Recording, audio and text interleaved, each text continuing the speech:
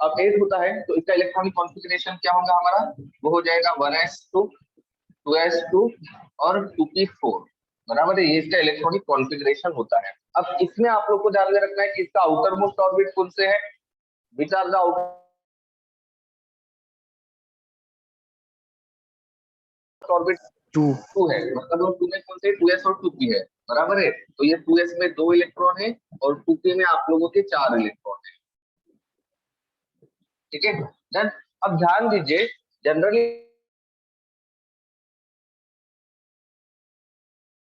कि outer most orbit में, ये ध्यान में रखना है, ये जो दोनों है 2s और 2p, ये आउटर मोस्ट ऑर्बिट है, ठीक है। अब आउटर मोस्ट ऑर्बिट में अगर आपने देखे तो आउटर मोस्ट ऑर्बिट में आप लोग के पास दो टाइप के इलेक्ट्रॉन्स है, ये एक पेयर्ड इलेक्ट्रॉन्स है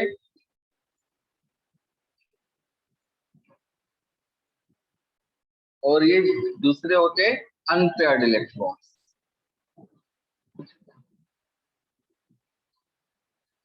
बराबर है। ऐसे दो टाइप के इलेक्ट्रॉन्स होते हैं। जनरली ध्यान रखिएगा कि पेयर्ड होते हैं do not involve in bonding, ठीक है, ये बॉन्डिंग में इन्वॉल्व नहीं होते, ये बॉन्ड तैयार नहीं करते हैं। और अनपेयर्ड इलेक्ट्रॉन होते हैं खाली यही,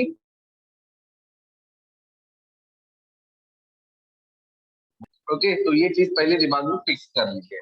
अब सबसे इंपॉर्टेंट चीज यहाँ पर आप लोग क्या ध्यान में रखना है, वो ये ध्यान में रखना है कि भाई जब बॉन्डिंग इलेक्ट्रॉन जो होते हैं वो सिर्फ अनपेयर्ड इलेक्ट्रॉन होते हैं, तो क्यों ना हम लोग ये जो पी ऑर्बिटल के दो ऑर्बिटल है, देखिए पी में जो 3 ऑर्बिटल होते हैं इनके नाम होते हैं क्या, एक होता है 2px, एक होता है 2py और एक होता है 2pz ऑर्बिटल, बराबर है। तो हम लोग ये मानकर चलते हैं कि भाई जब बॉन्डिंग जो है वो सिर्फ अनपेयर्ड इलेक्ट्रॉन करेगा, तो फिर ऑक्सीजन का हम लोग क्यों ना सिर्फ पी एक्स 2px और 2py ऑर्बिटल को ही कंसीडर कर ले जिसमें अनपेयर्ड इलेक्ट्रॉन है, बराबर है।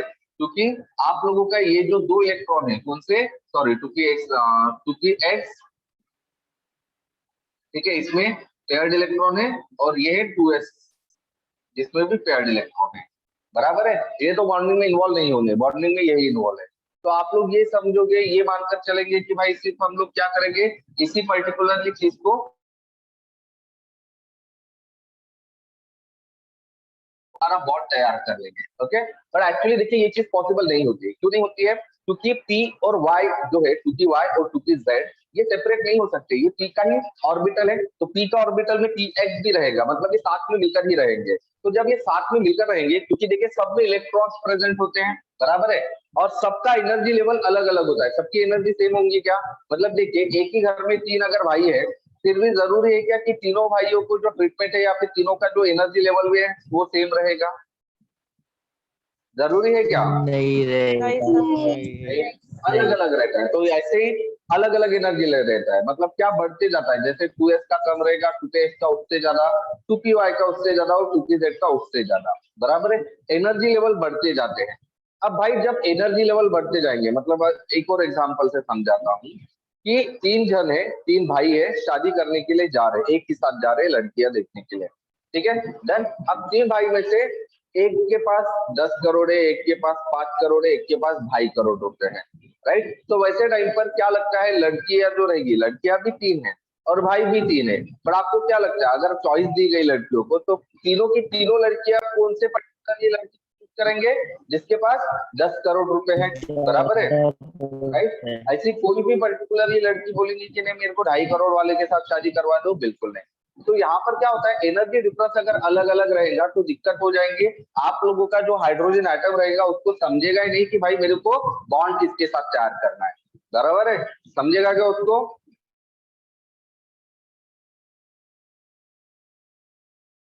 दोनों हाइड्रोजन क्या बोलेंगे कि क्योंकि जिसका एनर्जी लेवल ज्यादा है मैं उसी के साथ बॉन्ड तैयार करने की कोशिश करेंगे, दोनों के दोनों हाइड्रोजन। तो वो पॉसिबल होगा क्या, एक ही जन के साथ 2 लड़कियां या तीनों लड़कियां तो शादी नहीं कर सकती, पॉसिबल नहीं है। तो फिर इसका सोल्यूशन क्या है, इसका सोल्यूशन ये रहेगा कि भाई ये जो तीनों भाइयों की दौलत है आपस में बिल्कुल इक्वल लेवल पर बांट दो, समझ में आ रहा है, तीनों लेवल, तीनों भाइयों को आपस में जो पैसा है 10 करोड़ 5 करोड़ 2.5 करोड़ टोटल 17.5 करोड़, 17.5 करोड़ या चलो मानकर चले थे 18 करोड़ है, ठीक है, 18 करोड़ हम क्या करेंगे तीनों भाइयों में इक्वल बांट देंगे, 6 6 6, अब लड़कियों को कंफ्यूजन होगा क्या? नहीं होगा। नहीं। बराबर है, राइट। तो यहाँ पर भी आप लोग को ये करना पड़ेगा, क्या है, ये सबका एनर्जी लेवल अलग अलग होता है, बराबर है। तो सबका एनर्जी लेवल अलग अलग होगा तो फिर कंफ्यूजन क्रिएट होगा हाइड्रोजन का कि भाई मैं किसके साथ बॉन्ड तैयार करूं। तो हम क्या करेंगे, ये सारे एनर्जी के लेवल को मिक्स कर देंगे और बांट देंगे इक्वली। समझ में आ रहा है? समझ में आ रहा है क्या? हाँ सर। हाँ सर। राइट। तो यहाँ पर हम क्या करेंगे, ये s ऑर्बिटल और ये 3 p ऑर्बिटल, ये टोटल कितने ऑर्बिटल हो गए, 4 ऑर्बिटल। ये चारों ऑर्बिटल को मिक्स कर देंगे। ठीक है, क्या कर देंगे, मिक्स कर,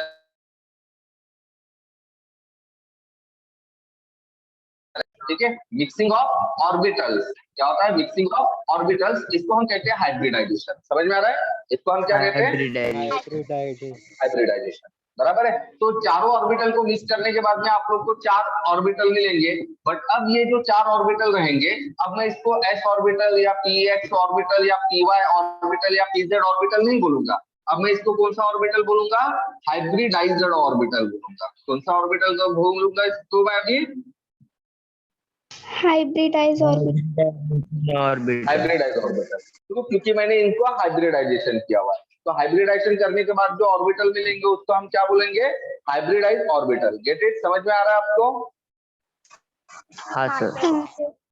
हाँ। और हाइब्रिडाइज नहीं करेंगे तो उनको हम क्या कहेंगे, अनहाइब्रिडाइज ऑर्बिटल। समझ में आ रहा है? हाइब्रिडाइजेशन अगर नहीं होगा तो क्या बोलेंगे, अनहाइब्रिडाइज ऑर्बिटल। और अगर हाइब्रिडाइजेशन होने के बाद में क्या बोलेंगे उसको हम, हाइब्रिडाइज हाइब्रिडाइज ऑर्बिटल। दोनों में फर्क क्या होता है, दोनों में फर्क क्या होता है, अनहाइब्रिडाइज ऑर्बिटल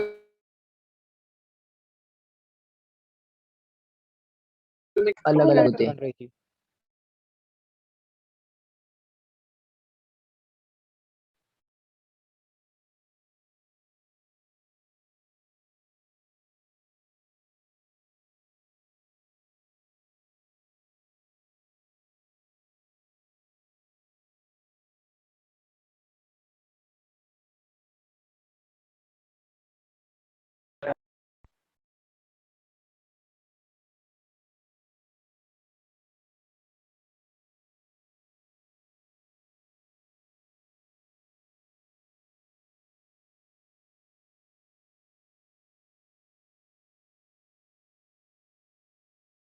सर आपकी आवाज नहीं आ रही।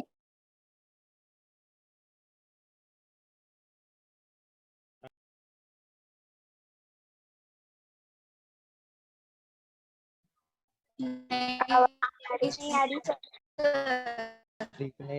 आपका माइक ऑफ है। सर को होना है। नहीं नहीं नहीं, माइक ऑफ था, सॉरी। हाँ, अभी आ रही है आवाज? हाँ सर। हाँ सर। भाई तो मुझे बताइए कि अनहाइब्रिडाइज ऑर्बिटल में हमने क्या बोला था कि अनहाइब्रिडाइज ऑर्बिटल के एनर्जी लेवल कैसे होते हैं, डिफरेंट होते हैं। अलग राइट। तो डिफरेंट होने की वजह से हम क्या करेंगे, उन सारे अनहाइब्रिडाइज ऑर्बिटल का क्या कर लेंगे, हाइब्रिडाइजेशन। हाइब्रिडाइजेशन। और हाइब्रिडाइजेशन करने की वजह से जो नए ऑर्बिटल तैयार होंगे उनको हम क्या कहेंगे, हाइब्रिडाइज्ड हाइब्रिडाइज ऑर्बिटल। और हाइब्रिडाइज ऑर्बिटल्स की खास बात क्या होती है कि इनके एनर्जी लेवल सेम होती है। Energy level,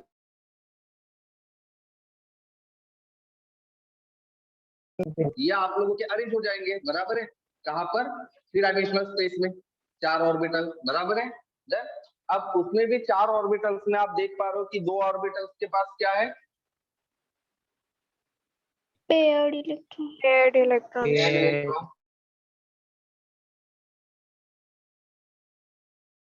pair of electrons. अब हम इन पेयर्ड इलेक्ट्रॉन्स को क्या कहने वाले हैं, lone pair of pair of electron. और जो बचे हुए 2 ऑर्बिटल्स है उनके पास क्या है, अनपेयर्ड इलेक्ट्रॉन्स। ओके, उनके पास क्या है, अनपेयर्ड इलेक्ट्रॉन, बराबर है। तो ध्यान में रखना, जैसे कि मैंने कहा पेयर्ड इलेक्ट्रॉन नहीं होता। नहीं होते, ठीक है। हम इसको नॉन बॉन्डिंग इलेक्ट्रॉन भी कहते हैं। इनको हम क्या कहते हैं, bonding electron. Non bonding electron. Non bonding electron. जबकि अनपेयर्ड इलेक्ट्रॉन्स क्या होते हैं बॉन्डिंग में? इन्वॉल्व होते। इन्वॉल्व होते हैं, इसीलिए हम इसको क्या कहेंगे? Bonding electron. समझ में आ रहा है आपको? हाँ सर। हाँ सर। तो अभी जब हाइड्रोजन बॉन्ड तैयार करेगा तो हाइड्रोजन किसके साथ बॉन्ड तैयार करेगा? ये लोन पेयर ऑफ इलेक्ट्रॉन के साथ या अनपेयर्ड इलेक्ट्रॉन के साथ? Unpaired electron. अनपेयर्ड इलेक्ट्रॉन के साथ। सेकंड इंपॉर्टेंट चीज, अब ये हाइड्रोजन के सामने सवाल आएगा क्या कि भाई मैं किसके साथ बॉन्ड तैयार करूंगा? आएगा क्या सवाल उसके सामने? अभी नहीं। नहीं। इसको चूज करूं या उसको चूज करूं, ऐसा सवाल आएगा क्या हाइड्रोजन के सामने? अभी नहीं। नहीं आएगा। क्यों नहीं आएगा ऐसा सवाल हाइड्रोजन के सामने? क्योंकि दोनों का एनर्जी लेवल सेम है। अगर एनर्जी लेवल सेम नहीं होता तो फिर हाइड्रोजन के सामने सवाल आ जाता था। लेकिन अभी हाइड्रोजन के सामने सवाल आएगा क्या ये वाला? नहीं। नहीं आएगा। क्यों नहीं आएगा? क्योंकि एनर्जी सेम है। एनर्जी लेवल सेम है। क्या सेम है? Energy level energy level same है। डन। और ये एनर्जी लेवल सेम क्यों हुआ है? हाइब्रिडाइजेशन की वजह से। हाइब्रिडाइजेशन। इसीलिए हाइब्रिडाइजेशन करना जरूरी है या नहीं है? जरूरी है। जरूरी है। जरूरी है। बराबर है। तो ये होता है हाइब्रिडाइजेशन ऑफ सेंट्रल एटम। समझ में आ रहा है? हाँ सर। हाँ सर। ओके, वेरी ठीक है। तो चलिए अब आगे बढ़े हम लोग।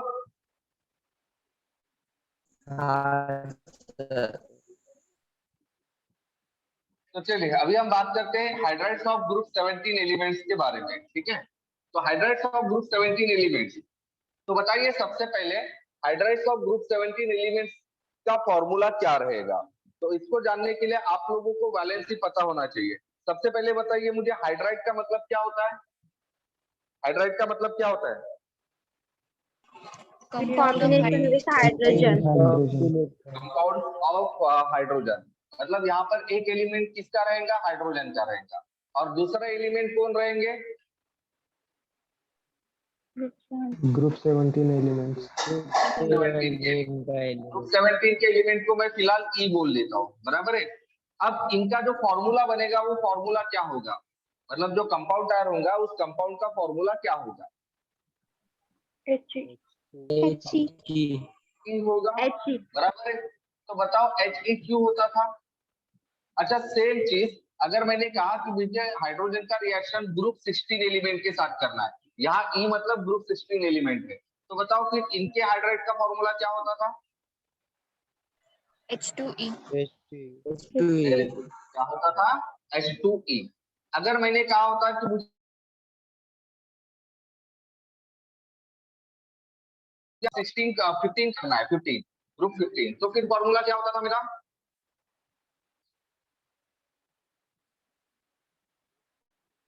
अगर ये ग्रुप 15 एलिमेंट्स है तो फॉर्मूला क्या होता था?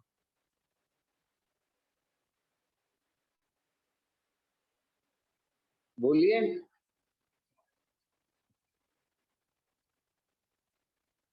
और अगर यही ग्रुप 14 एलिमेंट्स होते थे, ग्रुप 14 एलिमेंट्स, ये ग्रुप 15 एलिमेंट्स है, ये 14 एलिमेंट्स है, ये 16 एलिमेंट्स है और ये 17 एलिमेंट्स है। ठीक है। ग्रुप 14 एलिमेंट्स के हाइड्राइड्स का फॉर्मूला क्या होता?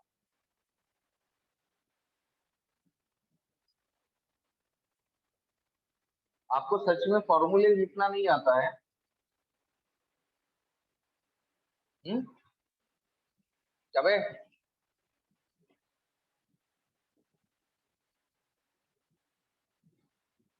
भाई फॉर्मूले लिखने के लिए ना वैलेंसी पता होनी चाहिए। वैलेंसी पता रहेंगी तो सारे फॉर्मूले ऑटोमेटिकली लिख के आएंगे। हाइड्रोजन की वैलेंसी क्या होती है? +1। वैलेंसी बता दो 1 होती है। बराबर है। हाँ, अब हम बात करते हैं group 17, group 16, group 15 and group 14 element की। ग्रुप 17 एलिमेंट की वैलेंसी कितनी होती है? 7 नहीं। 7। बैलेंस बोला, बैलेंस इलेक्ट्रॉन नहीं कहा। हाँ, वन वन ही होगा, One. बराबर है। लेटर ऑन ग्रुप 16 एलिमेंट की वैलेंसी क्या होती है? Two. ग्रुप 15 एलिमेंट की वैलेंसी क्या होती है?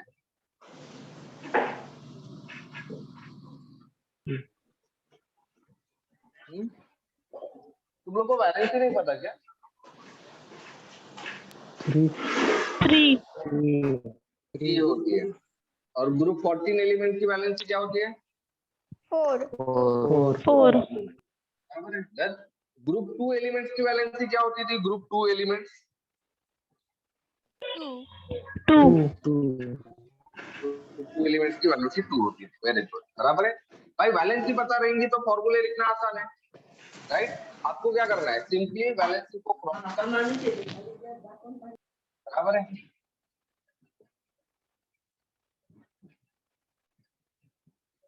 राइट, तो जैसे hydrogen 1 time, E 1 time H, hydrogen 2 time और E 1 टाइम H2E। यहाँ अभी हाइड्रोजन कितने टाइम लेना पड़ेगा? 3 टाइम Three times. 3 टाइम। और एलिमेंट E कितना लेना पड़ेगा? 1 टाइम One time. अब यहाँ पर जाऊंगा, हाइड्रोजन कितने टाइम लेना पड़ेगा? Four time. 4 टाइम। और एलिमेंट कितना टाइम लेना पड़ेगा? One time. 1 time One time. तो इतने सिंपल चीज है। फॉर्मूले लिखना बहुत बड़ा टास्क नहीं, फॉर्मूले लिखने के लिए सिर्फ वैलेंसी पता होनी चाहिए। और वैलेंसी पता होने के लिए आप लोग को ये पता होना चाहिए कि गिवन एलिमेंट कौन से ग्रुप में है। ग्रुप पता चला तो वैलेंसी पता लग जाएंगे आप लोग को आसानी से। ग्रुप 1 की वैलेंसी 1, ग्रुप 2 की वैलेंसी 2। उसके बाद में डायरेक्ट 14 से आ जाइए, क्योंकि 3 से लेकर 10 तक की वैलेंसी चेंज होती है और वो हम लोग को अलग से पढ़ना ही है।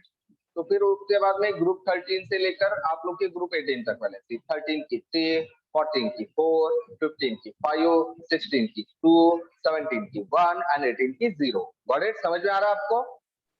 हाँ सर ओके। हाँ सर इस तरह से हम लोग क्या बोलेंगे कि भाई हमारा जो ग्रुप 17 एलिमेंट्स है वो हाइड्राइड तैयार करते हैं। और कौन से टाइप के हाइड्राइड तैयार करते हैं? वो कौन से टाइप का हाइड्राइड?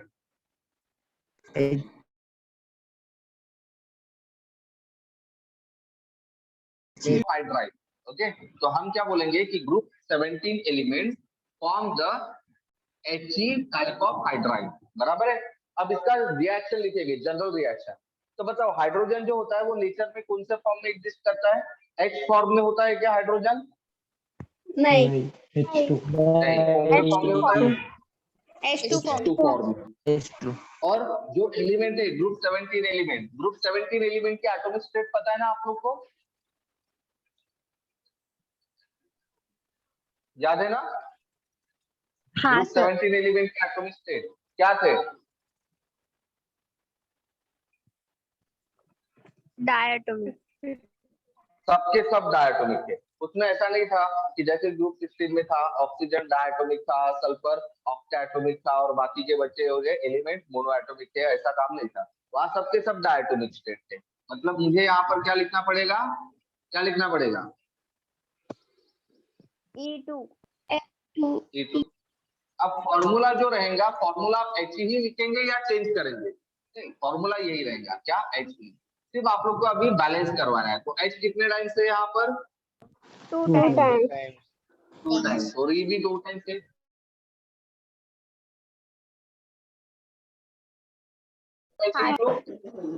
बराबर है। तो ये हो गया हमारा जनरल रिएक्शन। अब जनरल रिएक्शन के साथ में आप किसी भी एलिमेंट का रिएक्शन लिख सकते हैं। जैसे फॉर एग्जांपल फ्लोरीन वाला, तो क्या होगा फ्लोरीन वाला रिएक्शन बताइए?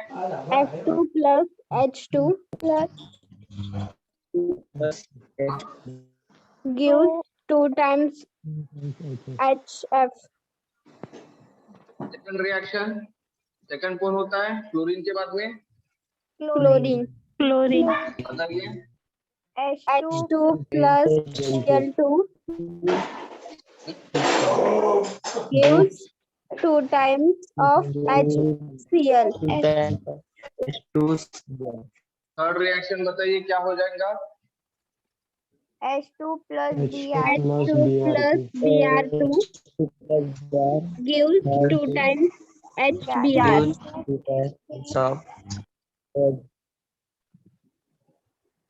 Next I2 H2 plus I2 gives gives 2 times of times HI. HI. HI. बराबर है? तो ये सारे के सारे रिएक्शंस हो गए। तो ये होते हैं हमारे ग्रुप क्या 17 एलिमेंट्स के हाइड्राइड्स। अब हम बात करेंगे इनके सारे के सारे क्या मतलब प्रॉपर्टीज, जो हमने ग्रुप 16 के प्रॉपर्टीज के बात कर रही थी ना, ठीक उसी तरह से इसके बारे में भी हम बात कर लेंगे। ठीक है, तो बताइए ग्रुप 16 एलिमेंट में हमने कौन कौन सी प्रॉपर्टीज एक्सप्लेन की थी। सबसे पहले उसका फिजिकल स्टेट, कलर और ऑर्डर बात की थी। तो यहाँ पर ध्यान दीजिए, फिजिकल स्टेट के अगर हम बारे में बात करें तो ये HF Cl ये गैस होती है, HBr ये लिक्विड होता है, HI ये सॉलिड होता है। बराबर है। देन कलर के बारे में बात करें तो मोस्टली ये कलरलेस गैस होते हैं। ऑर्डर मेरे को याद नहीं है, देख लीजिएगा आप। HI जो होता है वो थोड़ा सा ब्राउनिश टाइप का कलर होता है, आप लोग को पता है। ठीक है डन, लेकिन इसका कलर और ऑर्डर नहीं लिखा तो भी चलेगा, स्टेट लिखा तो चल जाएगा। समझ में आ रहा है, उतना डिटेल में जाने की जरूरत नहीं है। फिर क्या लिखा था हम लोग,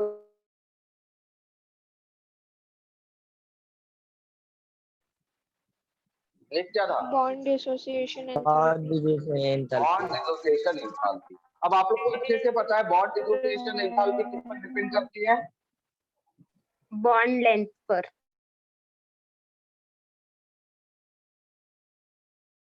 बॉन्ड लेंथ किस पर डिपेंड करता है? Atomic size. Very good, atomic size. अब हम जब टॉप टू बॉटम आते हैं, मतलब फ्रॉम क्लोरीन टू आयोडीन, तो क्या होता है? Atomic size Atomic बढ़ता है. size very good, atomic size बढ़ेगा। एटॉमिक साइज बढ़ेगा तो बॉन्ड का लेंथ Bond length बढ़ेगा. कम बढ़ेगा। कांस्टेंट बढ़ेगा एटॉमिक लेंथ बढ़ने की वजह से। कम होगा. बॉन्ड लेंथ कम होगा है।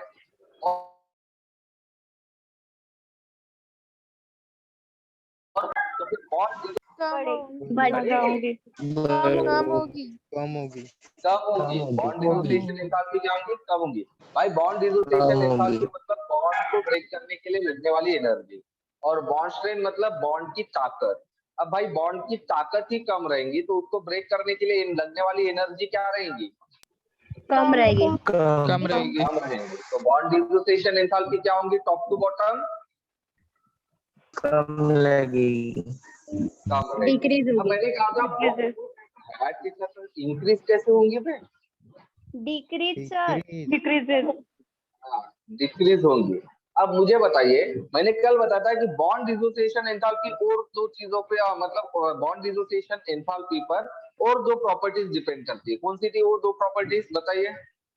Acidity and stability and acidity. Very good, पहला कौन सा था? एसिडिक प्रॉपर्टी और दूसरी थी स्टेबिलिटी। और दोनों का रिलेशन भी मैंने बताया था। क्या बताया था? Bond dissociation energy is directly proportional to Thermal stability. Thermal stability और inversely proportional to the Acidity. Acidity. तो बताइए अभी, अगर मैंने आप लोग को पूछा कि HF, HCl, HBr और HI इन सब में से ज्यादा एसिडिक कौन है, तो आपका आंसर क्या रहेगा?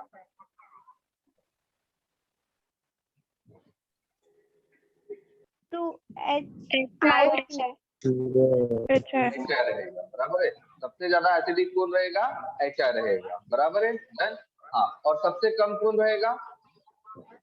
HF रहेगा। वेरी गुड, बराबर है। और अगर आप लोग को डिक्रीजिंग ऑर्डर पूछा गया, ध्यान में रखना कौन सा ऑर्डर पूछ रहा हूँ? Decreasing order. मुझे बताओ, जब मैं डिक्रीजिंग ऑर्डर पूछता हूँ तो आप सबसे पहले कौन सी चीज लिखते हो? जो चीज ज्यादा होती है वो वाली, या जो चीज कम होती है वो वाली? ज्यादा होती है वो वाली.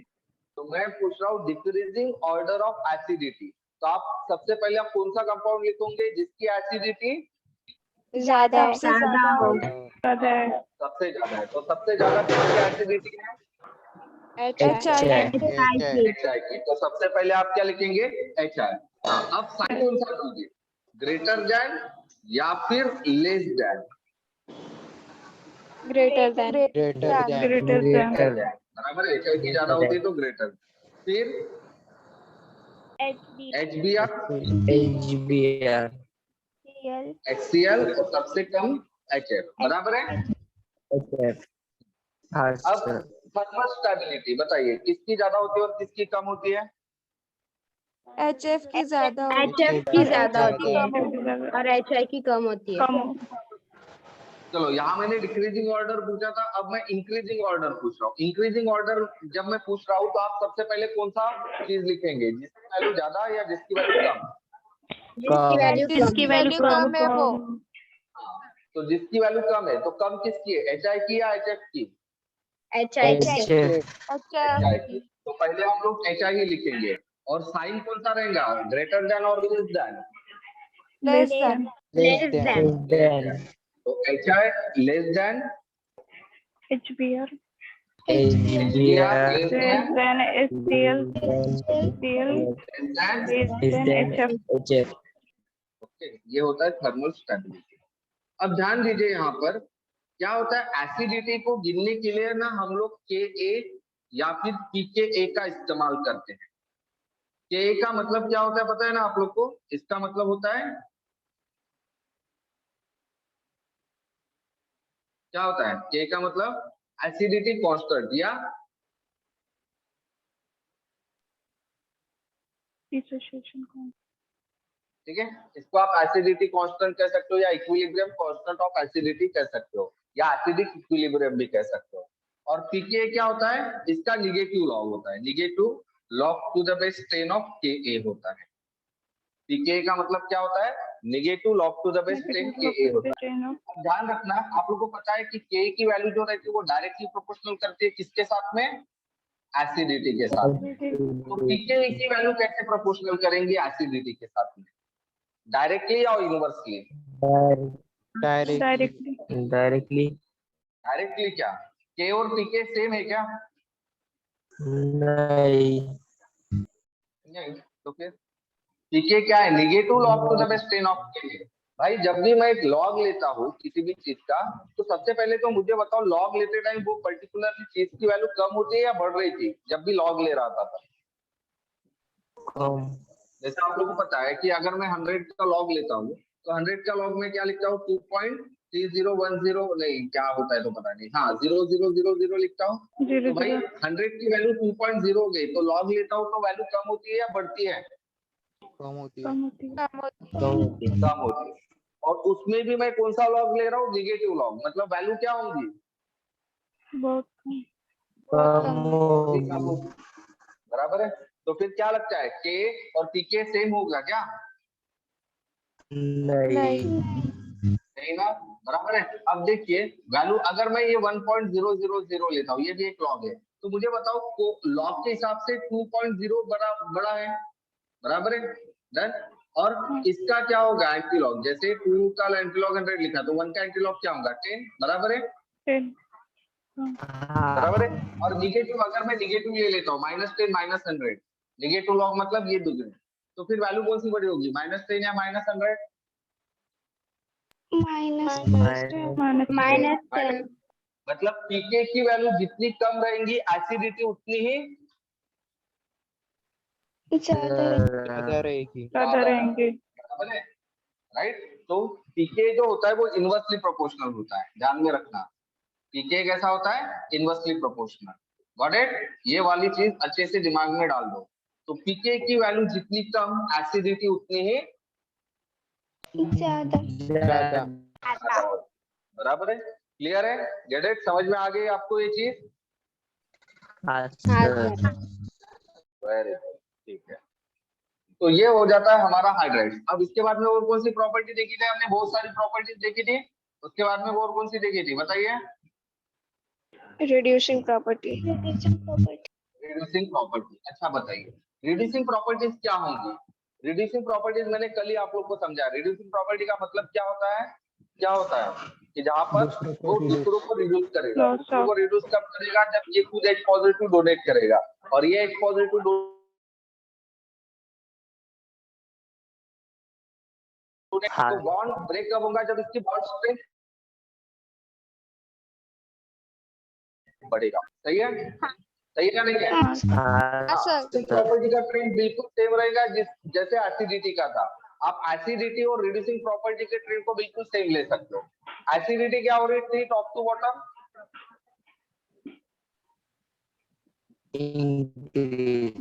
इंक्रीज हो रही, तो रिड्यूसिंग प्रॉपर्टी भी क्या होंगी टॉप टू बॉटम? इंक्रीज होगी.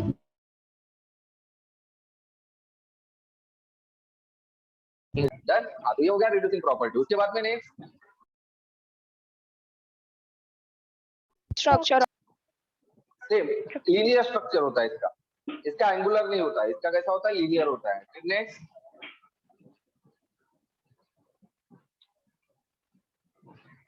State of hybridisation of central atom. वो नहीं लिखा तो भी चलेगा. यहाँ पर वो पॉइंट दोनों लिखने की जरूरत ही नहीं, लास्ट दो पॉइंट लिखने की जरूरत ही नहीं है आप लोग को. समझे क्या? समझ में आ रहा है आपको? हाँ सर. हाँ ये सर. हो गए हमारे ग्रुप नंबर 17 के हाइड्राइड्स. ओके, मेरे ख्याल से आज के लिए इतना ही काफी है. ऑक्साइड मुझे शुरू करना था, खत्म भी करना था, बट अनफॉर्चुनेटली नहीं कर पाए. ठीक है, और टाइम भी खत्म हो रहा है, ज्यादा टाइम भी नहीं बचा है, 3 मिनट ही बचे. तो ऑक्साइड हम कल लर्न कर लेंगे. ओके,